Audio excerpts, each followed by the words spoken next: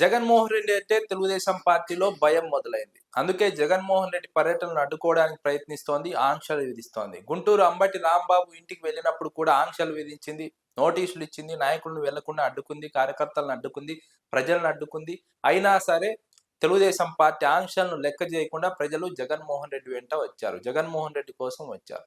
ప్రభుత్వం ప్రతి కదలికను నిశితంగా గమనిస్తోంది. జగన్మోహన్ రెడ్డి మినిట్ టు మినిట్ ఏం చేస్తున్నారు, ఎక్కడికి వెళ్తున్నారు, ఎవరితో కలుస్తున్నారు, జనం ఎక్కడి నుంచి వస్తున్నారు, వారిని తరలిస్తున్నారా, స్వచ్ఛందంగా వస్తున్నారా, ఏ విధంగా వస్తున్నారు, ఈ విధంగా అంటూ తెలుగుదేశం కూటమి ప్రభుత్వం మినిట్ టు మినిట్ వాచ్ చేస్తోంది, నిశితంగా పరిశీలిస్తోంది. ప్రభుత్వం ప్రతి కదలికను పరిశీలించడమే కాకుండా దీని వెనుక ఉన్నటువంటి కారణాలు కూడా విశ్లేషిస్తోంది. అందుకే జగన్మోహన్ రెడ్డి మళ్ళీ జోగి రమేష్ కుటుంబ సభ్యులను పరామర్శించడానికి ఇబ్రహీంపట్నం వెళ్తారని తెలిసిన వెంటనే జగన్మోహన్ రెడ్డి పర్యటనకు సంబంధించి ఆంక్షలు విధించింది. జోగి రమేష్ కు నోటీసులు ఇచ్చింది, వైసీపీ నాయకులకు నోటీసులు ఇచ్చింది.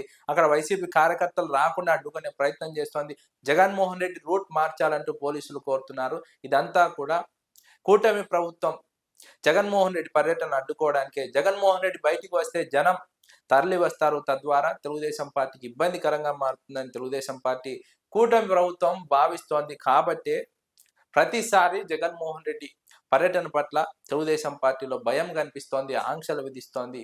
భయం వెనుక ఉన్నటువంటి కారణమే ఆంక్షలు విధించడం అని విశ్లేషకులు అంచనా వేస్తున్నారు. ముఖ్యంగా తెలుగుదేశం పార్టీ అధికారంలోకి వచ్చిన తర్వాత వైఎస్ఆర్సీపీ నాయకులపైన దాడులు చేయడం మొదలుపెట్టింది. ఆ దాడులు శృతిమించాయి. ఇండ్లకు వెళ్లి దాడులు చేసేటువంటి పరిస్థితి వచ్చింది. అంబటి రాంబాబు ఇంటికి వెళ్ళినప్పుడు కూడా జగన్మోహన్ రెడ్డి ఆ స్థాయిలో జనంతో వెళ్ళారంటే దానికి కారణం, మీరు 100 మందితో వచ్చి దాడి చేస్తే మేము 1000 మందితో వెళ్ళి వారికి మద్దతుగా నిలుస్తాం, భరోసానిస్తాం, పరామర్శిస్తామని జగన్మోహన్ రెడ్డి చెప్పడానికి ఆ స్థాయిలో జనంతో వెళ్ళినట్టుగా విశ్లేషకులు అభిప్రాయపడుతున్నారు. ఇప్పుడు జోగి రమేష్ కుటుంబానికి పరామర్శకు వెళ్ళినప్పుడు కూడా జగన్మోహన్ రెడ్డి భారీ స్థాయిలో ఎందుకు జనంతో వెళ్తారంటే ఖచ్చితంగా దాని వెనుక కూడా రీజన్ ఉంది.